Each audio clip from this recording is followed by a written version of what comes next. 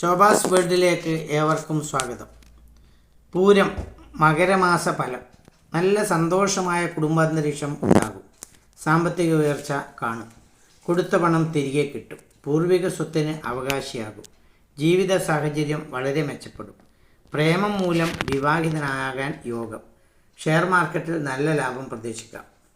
Like ചെയ്ത് share ചെയ്ത് subscribe ചെയ്യുമല്ലോ. നന്ദി, നമസ്കാരം.